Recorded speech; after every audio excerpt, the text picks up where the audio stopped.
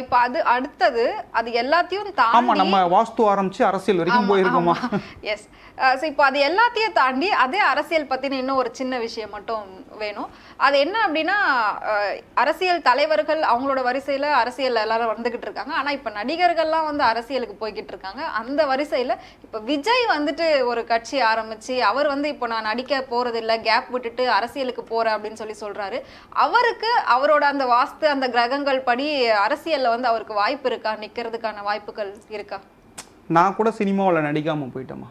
நடிச்சிருந்தா ஒரு 5 படம் நடிச்சுட்டு நானும் ஒரு முதலமைச்சர்னு ஒரு 10 மீடியாவை கூப்பிட்டு பேட்டி கொடுத்துருக்கலாமோன்னு எனக்கு இப்போ தோணுது. ஏன்னா எல்லோருமே என்ன நினைத்து கொண்டிருக்கிறார்கள் என்றால், அது விஜயா இருக்கட்டும், அஜித்தா இருக்கட்டும், இல்லை ரஜினிகாந்தா இருக்கட்டும், இல்லை வந்து அவர் சீமானா கூட இருக்கட்டும், I don't care about that. எல்லோருமே தன்னைத்தானே வந்து ஒரு புரட்சி தலைவர் எம்ஜி ராமச்சந்திரனா நினச்சிக்கிறாங்கம்மா. தன்னைத்தானே வந்து அவர்கள் செல்வி ஜெயலலிதாவாக நினைத்துக் கொள்கிறார்கள். தன்னைத்தானே அவர்கள் கலைஞர் கருணாநிதியாக நினைத்துக் கொள்கிறார்கள்.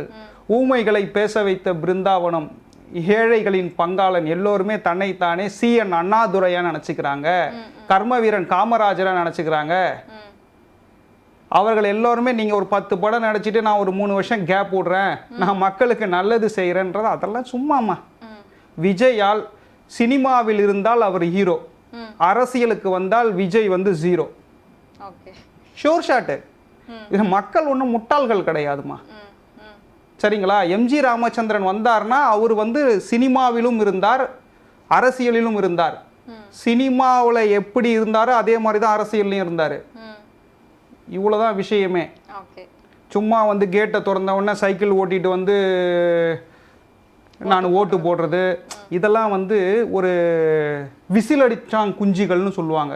இந்த விடலை பசங்க 17 வயசுலேருந்து 21 வயசு வரைக்கும் அவனுக்கு வந்து உப்பு புளி மிளகா காரத்தோடைய அருமை தெரியாது, அதை சம்பாதிக்கக்கூடிய எண்ணமும் வராது.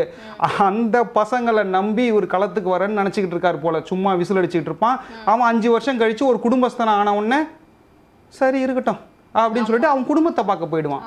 விஜயாலலாம் ஜெயிக்க முடியாதுமா. எனக்கும் விஜய்க்கும் என்ன ஒரு வாய்க்கா வரப்பு தகராறுலாம் கிடையாது. ஒரு நடிகராக பார்த்தால் அவரால் ஒன்றும் செய்ய முடியாது. யார் வேண்டுமானாலும் இந்த நாட்டில் அரசியல் கட்சி ஆரம்பிக்கலாம், அரசியலுக்கு வரலாம். எல்லோருமே அண்ணா கிடையாது, எல்லோருமே கலைஞர் கருணாநிதி கிடையாது, எல்லோருமே வந்து கலிங்கப்பட்டி வைகோ கிடையாது. நிறைய தியாகங்கள் இருக்கு, நிறைய டென்ஷன் இருக்கு, மக்களுக்காக செய்ய வேண்டிய தூரம் பயணம் எவ்வளவோ இருக்கிறது. அவரால் எதுவுமே எடுபடாதுன்னு சொல்றேன். ஃபர்ஸ்ட் நீங்க கவுன்சிலர் ஆகுங்க, அதுக்கப்புறம் டைரக்டா CM ஆகலாம்.